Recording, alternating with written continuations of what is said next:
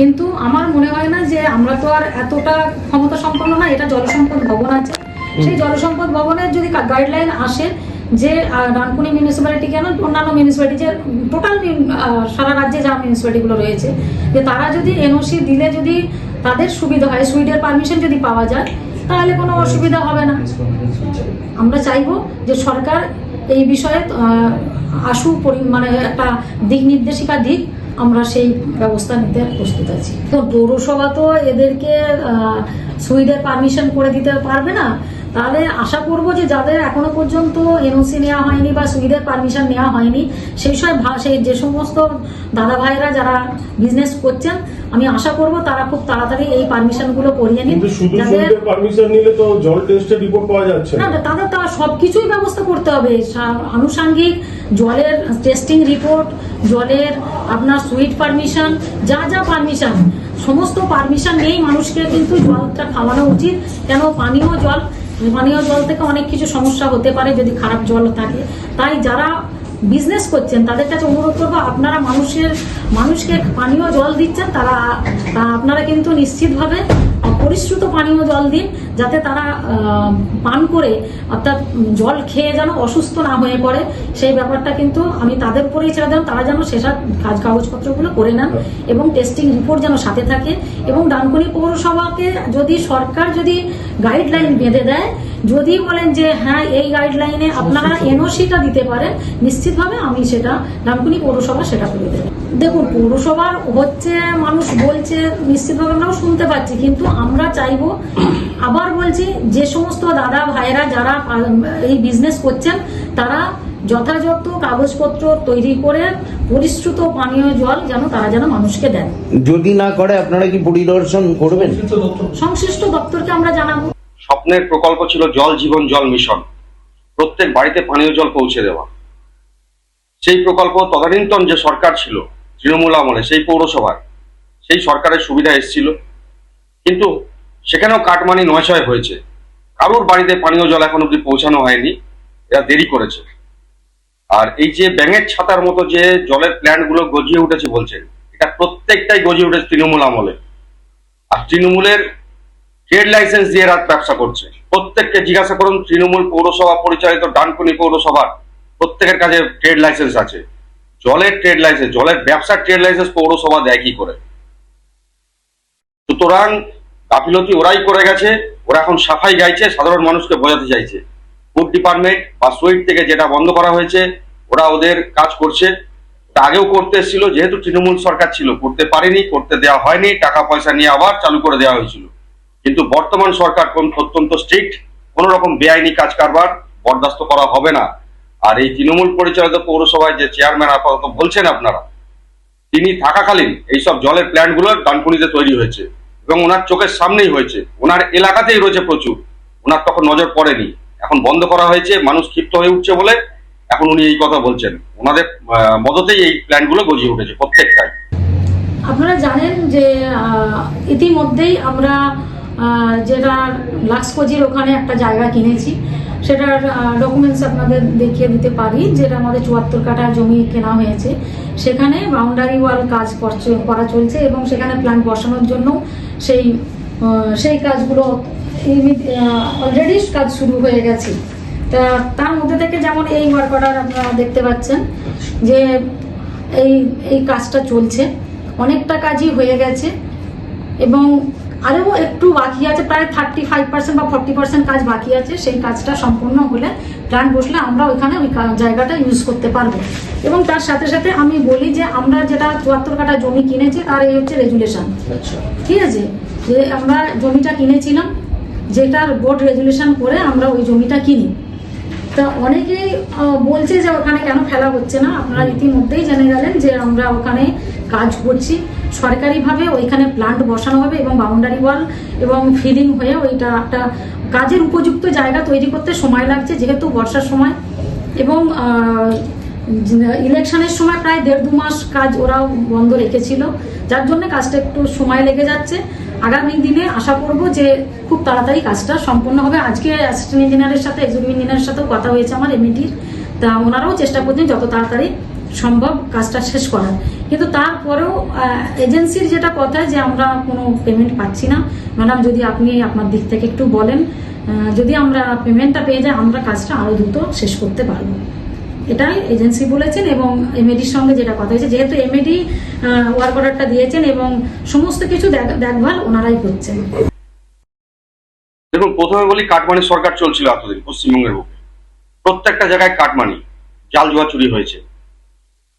ডানকুনির ময়লা, ডানকুনি পৌরসভা ময়লা নান নাই কেন ফেলতে দেবে? নান মানুষ কেন ফেলতে দেবে? আমার ঘরের ময়লা চেয়ারম্যানের ঘরে ফেলতে দেবে? বোকামি করেছে, কম দামে জমি কিনে ওখানে বড় এতে বিল করা হয়েছে, এখানে সরকারের পয়সা নয় করা হয়েছে। আর লাক্সকোজির পাশে সেই জমি কতদিন আগে নেওয়া হয়েছে। আর প্রথমে দক্ষিণ সুভাষপল্লী 13 নম্বর ওয়ার্ডে সমস্ত ডানকুনির ময়লা ফেলা হচ্ছিল, আমরা অবজেকশন করেছি। 12 নম্বর ওয়ার্ডে তারপর ফেলা হলো, একটা নার্সিংহোম উঠে গেল এই ময়লার জন্য, আবর্জনার জন্য। ওখান দিয়ে মানুষ বিশ্বাস নিয়ে যেতে পারে না, এমন দুর্গন্ধ বেরোয়। আজকে এই 15 বছর ধরে যে পৌরসভা চলছে, আজকে যদি ভ্যাটটা চেয়ারম্যান ভাইস চেয়ারম্যানের বাড়ির পাশে গড়ে উঠতো, ওনারা কি বলতেন? এত নিরেখা দিতেন? তাই ওখানকার মানুষ সরব হয়েছেন, ওখান থেকে সরাতে হবে, ওনারা বাধ্য সরাতে এখন, কারণ মানুষ এবার চেপে ধরছে ওদেরকে। অনেক দুর্নীতি হয়ে গেছে, অনেক কিছু হয়ে গেছে। কোথায় জমি কিনেছে না কিনেছে মানুষ দেখবে না। 15 বছর ধরে ওনারা এখানে রাজত্ব করছেন। ভ্যাট কোথা থেকে সরিয়ে নিয়ে যাবে, ডানকুনির ময়লা কোথায় নিয়ে যাবেন, ওনাদের হেডে, ওনারা করুক, ডানকুনির মানুষকে নিস্তার দিক। শুনুন, আমরা মানুষের জন্য কাজ করতে এসেছি। একটা বোর্ড তার এখনো তার মেয়াদ আছে, নিশ্চিতভাবে বোর্ডে যতদিন মেয়াদ থাকবে আমরা চেষ্টা করব মানুষের পাশে, যেহেতু মানুষ আমাদেরকে এখানে পাঠিয়েছে, মানুষের পরিষেবা দেওয়ার জন্য আমরা এসেছি। সেই জন্যই আমরা চেষ্টা করব যে তাদের পরিষেবা যাতে অব্যাহত থাকে, সেই চেষ্টা আমরা করব। আপনারা জানেন যে বিশেষ করে আমাদের 14, 15 এবং 20 নম্বর ওয়ার্ড, তার সাথে এই সামনের 13 নম্বর ওয়ার্ড, এই ওয়ার্ডগুলো জলমগ্ন হয়ে পড়ে বর্ষার সময়।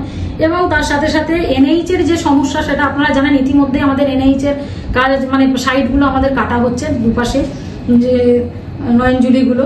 এবং তার মধ্যে থেকেও আমরা জানেন যে স্টেশন রোড, এবং স্টেশন রোডের সামনে যে একটা বড় গাছ আছে 14 নম্বরে যেটা পড়ছে, সেই গাছটা কিন্তু কাটতে দিচ্ছে না। আমরা ডিপার্টমেন্টকে জানিয়েছি যে গাছটা যত তাড়াতাড়ি কাটতে যদি আমাদের সম্মতি দেন, তাহলে আমাদের ওই হাই ড্রেনটা করে দিতে পারলে আমরা কিন্তু ওই নিকাশি ব্যবস্থাটা আরো বেশি একটু ভালো করতে পারবো। এবং তার মধ্যে থেকেও আমরা রেলকে জানিয়েছিলাম যে আপনারা যদি একটু জায়গা দেন, যদি আমরা ওইখানে একটা পাম্পিং স্টেশন করতে পারি, তাহলেও কিছু একটা জায়গা কিন্তু আমাদের কিছুটা জল হলেও ওইখানে থাকবে, মানে রিজার্ভ করতে পারবে। এবং তার মধ্যে থেকে আপনারা জানেন এনএইচ এর জন্য, যেটা এনএইচ এর উপরে কাজ করার জন্য যেখানে বাইগাছি খাল, সেই বাইগাছি খালের ওখানে একটা বড় কংক্রিটের যে জায়গাটা করে রেখেছে, সেখান দিয়ে আমরা কিন্তু জলটা নিকাশি করতে পারছি না, জল আরো ব্যাক করে আমাদের এলাকায় ঢুকে যাচ্ছে। এটা কিন্তু ইমিডিয়েট খালটা পুরো সম্পূর্ণ বুঝে গেছে, তারা স্যান্ড ফিলিং করে টোটালটা বুঝিয়ে দিয়েছেন এবং কংক্রিট করে, যার জন্য আমার 14 নম্বর ওয়ার্ডের কয়েকদিন আগেই আপনারা দেখেছেন 2 অল্প বয়সী ছাত্রকে আমাদেরকে হারাতে হয়েছে। তাই এই যে অঘটনগুলো ঘটছে বা এই যে নিকাশির ব্যবস্থা ঠিক মতো নেই ডানকুনির, এই জন্য আমরা কিন্তু অনেকটা পিছিয়ে যাচ্ছি এই নিকাশি ব্যবস্থাটা, যেহেতু নয়নজুলিগুলো এবং তার সাথে সাথে বাইগাছি খালকে বন্ধ করে দেওয়ার জন্য।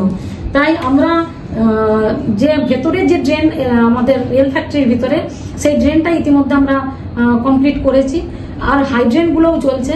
15 নম্বর ওয়ার্ডে আমরা সেখানে ডানকুনি মিউনিসিপ্যালিটি, আমরা বড় পুকুর আছে, সেখানে পাম্পিং স্টেশন করেছে, আপনারা দেখেছেন। এখানেও যাতে ওখানেও জলটা জমে গিয়ে আমরা পাম্প করে আমরা সরস্বতী খালে ফেলি, সেটাও আমরা করার চেষ্টা করছি। যতটা পারছি আমরা নিকাশি ব্যবস্থার জন্য তৎপর হয়ে আছি।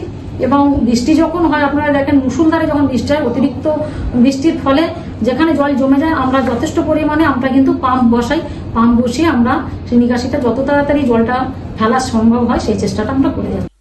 কারণ 4 তারিখের পর থেকে তো এনাদেরকে কাউকে খুঁজে পাওয়া যায়নি, যে চেয়ারম্যান ভাইস চেয়ারম্যান কাউন্সিলর বলে কেউ রয়েছে ডানকুনি পৌরসভার মধ্যে। যাই হোক, এই জল যন্ত্রণা যেটা নিয়ে বলেছেন উনি, দীর্ঘ 15 বছর ধরে ডানকুনি পৌরসভা চলছে, আর প্রতি বছর প্রায় 10 থেকে 12 বছর হয়ে গেল 7 থেকে 8টা ওয়ার্ড জলের তলে চলে যায়। আর এই পাম্পিং সিস্টেম যেটা বলছেন, এটা যতক্ষণ না এলাকার মানুষের ঝাড় খাচ্ছেন ততক্ষণ সেই পাম্প বসানো হয় না। এলাকার মানুষ যতক্ষণ না রাস্তায় নামছে ততক্ষণ পাম্প বসানোর ওদের হিড়িক পড়ে না। জল নিকাশি ব্যবস্থা সব দিক দিয়ে এনারা বন্ধ করে দিয়েছেন, কোনো কাজ করেননি 15 বছর ধরে। এখন সাফাই গাইলে হবে না। আর যেটা বলতে চাইছেন, ওনাদের যেটা বক্তব্য, ন্যাশনাল হাইওয়ের কাজ চলছে। ন্যাশনাল হাইওয়ের কাজ দেখুন কত বছর চলছে, আর ডানকুনিতে এই ওয়ার্ডগুলো 10 থেকে 12 বছর ধরে ডুবে রয়েছে। সুতরাং এনাদের কোনো রকম ইচ্ছাই ছিল না ডানকুনির মানুষকে এই জল যন্ত্রণা থেকে রক্ষা করার। সেই কারণে ডানকুনিতে দেখুন এই গত নির্বাচনে 14টা ওয়ার্ড ওনারা হেরে গেছেন। কারণ হচ্ছে এই জল নিকাশি, কোনো দিক দিয়ে এনারা উন্নতি করতে পারেননি। পাড়া রাস্তাঘাট দেখুন, ড্রেনেজ সিস্টেম দেখুন, পানীয় জল বলুন, প্রত্যেকটা জায়গায় এরা ফেলিও। সুতরাং এনারা এখন আর ঢাক পিটিয়ে লাভ নেই। মানুষ এনাদেরকে ওনাদের উপযুক্ত পুরস্কার 4ই মে দিয়ে দিয়েছেন। যে আমরা ডানকুনি পৌরসভা থেকে যে কাজগুলো করেছি, সেই কাজগুলোর মধ্যে আমাদের ডিপিআর রেডি হয়ে, আমাদের সয়েল টেস্ট হয়ে সবকিছুই ওখানে জমা আছে। এই যে অ্যাকনলেজমেন্টটাও আপনারা দেখে নিতে পারেন। এবং তার সাথে সাথে যে ফান্ডের জন্য প্রায় 3,26,80,488 টাকা, এই টাকাটা যদি স্যাংশন করে দেয়, মানে ফান্ড যদি অ্যালট করে, তাহলে কিন্তু আমরা বাংলার বাড়ির কাজটা শুরু করতে পারবো। ফান্ডটা কি অ্যালটমেন্ট করবে?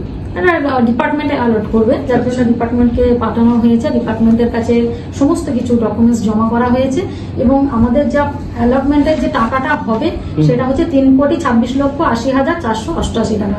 এটা আমি সরকারের কাছে রিকোয়েস্ট করবো, আমাদের রাজ্য সরকারের কাছে সবিনয়ে আবেদন জানাবো, যদি এই টাকাটা স্যাংশন করা হয়, যদি ইনস্টলমেন্টে যেমন ভাবে দেওয়া হয় সেরকম যদি করেন, তাহলে এই গরিব মানুষগুলো, আমার এই 16 নম্বর ওয়ার্ডের মানুষগুলো উপকৃত হবে। আবার সে একই কথা বলতে হয়, 15 বছরের পৌরসভা চলছিল। এই ঘটনাটি প্রায় 10 বছরের। 64টি গরিব পরিবার, একদম হতদরিদ্র পরিবার, কেউ কারোর বাড়িতে কাজ করে খায়, কেউ বাসন মেজে খায়। এইরকম সব পরিবারগুলোর থেকে প্রায় 50,000, 60,000, 1 লাখ এরকম টাকা নেওয়া হয়েছে বাংলার বাড়ি, বাংলার আবাস যোজনার ঘর করে দেওয়া হবে বলে। দীর্ঘ প্রায় 10 বছর হতে চললো, কিচ্ছু হয়নি এখনো।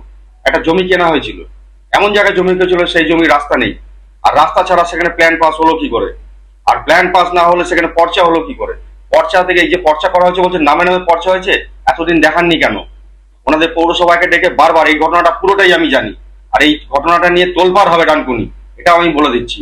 কারণ চেয়ারম্যান, ভাইস চেয়ারম্যান প্রত্যেকে বারবার এটা নিয়ে পৌরসভায় মিটিং করেছেন, ওনাদেরকে ডেকে বারবার পুলিশকে ডাকা হয়েছে, র্যাব ডাকানো হয়েছে, আমি সবকিছু সাক্ষী রয়েছি। সুতরাং এই ঘটনাটা নিয়ে একদম অনেক বড় তদন্ত হওয়া দরকার। এই টাকা পয়সা কারা খেয়েছে, কেন খেয়েছে, আর তারা এই গরিব মানুষগুলো কোথায় যাবে? আজকে যদি রেল যায়, রেলের জায়গায় ওরা বস্তি করে রয়েছে, রেল যদি কালকে তুলে দেয়, তাহলে পরশুদিন সকালবেলা এরা কোথায় থাকবে? এদের মাথার উপর ছাদ নেই, কোথায় থাকবে নিজেরাও জানে না। সুতরাং এদের অবস্থা খুব খারাপ। 64টা ফ্যামিলি, একটা দুটো ফ্যামিলি নয়।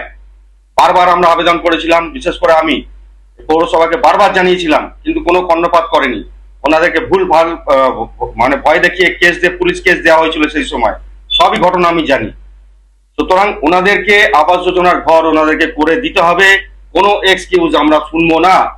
আর যদি ওনারা দিতে না পারেন, ওনাদের যে কষ্টের পয়সা, ব্যাংকিং ইন্টারেস্ট, ওনাদেরকে বসিয়ে কিভাবে ঠিক করবেন, ওনারা সে চেয়ারম্যান থাকুক, পৌরসভার ভাইস চেয়ারম্যান থাকুক, ইও সাহেব থাকুক, দরকার হলে পুলিশ প্রশাসনকে সঙ্গে রাখুক, কিন্তু ওনাদের ব্যবস্থা খুব তাড়াতাড়ি করতে হবে পৌরসভাকে। নচেত আমরা ওনাদেরকে নিয়ে যে কি পরিস্থিতি তৈরি করব, এখন অব্দি পৌরসভা সেটা আন্দাজ করতে পারছে না, এবং সেটা করব যদি এই গরিব মানুষগুলো নিজেদের ঘর না পায়। তখন কারোর কোনো কথা শোনা হবে না। ওনাদের থেকে 10 বছর আগে টাকা নিয়েছে, প্রত্যেকের কষ্টের পয়সা। কেউ মেয়ের সোনা গয়না বন্ধক রেখে টাকা দিয়েছে, এবং এখানে শুধু একজন নয়, অনেকজন জড়িত আছে। এই ঘটনাটা বারবার আমি মানুষের সামনে আনতে গেছিলাম, ওনাদেরকে নিয়ে অনেক লড়াই করেছিলাম, কিন্তু তখন যেহেতু তৃণমূল কংগ্রেস সরকারে ছিল, এই প্রসঙ্গটাকে বারবার চাপা দিয়েছিল। ভুলভাল ভাবে অনেক কিছু ওনাদেরকে বোঝানো হয়েছিল, কিন্তু ওনারা বুঝতে রাজি নয়। কারণ দেখুন, গরিব মানুষের কষ্টের পয়সা কেন ছাড়বে? সে জলে ফেলে দেবে পয়সাটা। 10 বছর ধরে নচয় করেছে, কি জমি কিনেছে, কি পর্চা করেছে, সম্পূর্ণ ওনাদের ব্যাপার। এনাদেরকে ওনাদের রিসিপ্টটুকুনি দেওয়া হয়নি। কেউ গরিব মানুষ 50,000 টাকা দিয়েছে কষ্ট করে, তাকে পয়সার মানি রিসিপ্ট দেওয়া হয়নি যে 50,000 টাকা দেওয়া হয়েছে। এরমভাবে ছেলে খেলা করা হয়েছে, ওনাদের সঙ্গে দুর্নীতি করা হয়েছে। আবার তুলবো এটাকে, আমরা ভুলে যাইনি কোনো কাজ। আর প্রত্যেকে যারা যারা এর সঙ্গে জড়িত আছে তাদেরকে শাস্তির দাবি জানাই, কঠোর থেকে কঠোর শাস্তি, যাতে এরকম গরিব মানুষের সঙ্গে কেউ 9-6 বা ছেলে খেলা না করতে পারে। আর 10 বছর হতে চললো, 10 বছর ধরে ওনাদের কাউকে পর্চা দেওয়ার কথা ওনার মনে পড়েনি। এখন যেহেতু সরকারে তৃণমূল কংগ্রেস নেই, এখন পর্চা এনে দেখাচ্ছেন। তা দেখুন, ওনাদের মধ্যে অনেক 64টি ফ্যামিলির মধ্যে ম্যাক্সিমাম মানুষই দেখুন পড়াশোনা জানে না। ওনাদেরকে কি বোঝানো হয়েছে, কি লেখানো হয়েছে, আমরা সব স্ক্রুটিনি করব প্রত্যেকটা জায়গায়। আর পর্চা দিয়ে ওনারা 10 বছর পর ধুয়ে খাবে। তাদের বাংলার বাড়ি ঘর করে দেওয়ার নামে টাকা নেওয়া হয়েছিল, এবং বাংলার বাড়ি যে বাড়ি হোক ওনাদেরকে ঘর করে দিতে হবে, মাথার উপর ছাদ ওনাদেরকে করে দিতে হবে। কারণ প্রত্যেকটা মানুষ লোকের বাড়িতে কাজ করে খায়, কেউ সারাদিন খেটে খায়, কেউ রিক্সা চালিয়ে খায়, কেউ ভ্যান চালিয়ে খায়। কারণ আমরা ছেড়ে কথা বলবো না, দুর্নীতি হয়েছে এবং দুর্নীতি যারা করেছেন প্রত্যেককেই আমরা টানবো, সে যেই হোক। না, আমাদের জলের কাজ অনেকটাই হয়ে গেছে। আপনারা জানেন যে আন্ডারগ্রাউন্ড রিজার্ভার কমপ্লিট, ওভারের ট্রাঙ্ক চকানো হয়েছে, এবং আমরা এই আপনাদের মাধ্যম দিয়ে জানিয়ে দিতে চাই যে এখনো যদি কোনো কোনো জায়গায় কোনো ওয়ার্ডে যদি 4 কাঠা 4.5 কাঠার মতো জায়গা থাকে, এখনো আমরা 2টো ওভারের ট্রাঙ্ক করতে পারবো। কিন্তু কিছু কিছু জায়গায় তো মানে আমাদের ব্রিজের ওপারটাতে আরো 2-1টা করতে পারলে ভালো হয়, কিন্তু জায়গার অভাবে আমরা করতে পারছি না। আর যেখানে যেখানে কানেকশন হয়তো কিছু কিছু ছোট ছোট কানেকশনগুলো যেগুলো বাকি আছে, সেই কাজটা আমরা অতি দ্রুত করব, এবং আমাদের জল টেস্টিং করেই আমরা পরিশুদ্ধ পানীয় জল মাইকিং করে আমরা জানিয়ে দেবো যে কোন দিন থেকে আপনারা এই জল খেতে পারবেন। দেখুন, আবাস যোজনার ঘর, প্রধানমন্ত্রী আবাস যোজনার যে ঘর মানুষ পেয়েছে, ডানকুনিতে তার সেটা নিয়ে প্রচুর দুর্নীতি হয়েছে। এর আগে আপনাদের মাধ্যমে আমরা বারবার দেখিয়েছি মানুষের কাছে, কারো 3 তলা বাড়ি, সেও আবাস যোজনার ঘর পেয়েছে, প্রধানমন্ত্রী আবাস যোজনার ঘর। কেউ বড় বাড়িতে থাকে, সে আবাস যোজনার ঘর করেছে, করে ভাড়া দিয়ে দিয়েছে। কমপ্লেন কাকে করবে বলুন? কে করবে কমপ্লেন? যে ভাড়াটা আছে সেই করবে কমপ্লেন। প্রত্যেকটা আবাস যোজনার ঘর করতে গেলে বারবার স্ক্রুটিনি করে, পৌরসভা থেকে লোক আসে, কতটা হচ্ছে তার বেশি তার উপর চেক দেওয়া হয়। সুতরাং প্রত্যেকটাই পৌরসভা জানে, আর আমরা জানি কোন মানুষের 3 তলা বাড়ি আছে তাকে পৌরসভার ঘর দেওয়া হয়েছে। আমরা জানি যার রাজমহল রয়েছে তাকে পৌরসভার ঘর দেওয়া হয়েছে। আমরা জানি কোন মানুষের ঘরের প্রয়োজন আছে সে পায়নি, তার টালির ঘর ভেঙে পড়ে যাচ্ছে। কিন্তু তৃণমূলের পৃষ্ঠপোষক যারা, তারা ঘর পেয়েছে 2 তলা বাড়ি সমেত। প্রত্যেকটা জিনিস চোখের সামনে নিয়ে আসবো মানুষের। এর আগেও দেখিয়েছি, কিন্তু তখন বারবার বলেছিলাম প্রশাসন আমাদের বিরুদ্ধে ছিল, সরকার আমাদের বিরুদ্ধে ছিল, আমরা বিরোধী ছিলাম, আমাদের কথা তখন শোনেনি। অনেক রকম ঝুট ঝামেলায় ফাঁসানোর চেষ্টা হয়েছে আমাদেরকে, কিন্তু আওয়াজ আমরা তুলেছিলাম, আর এইবার তার হিসাব আমরা নেব।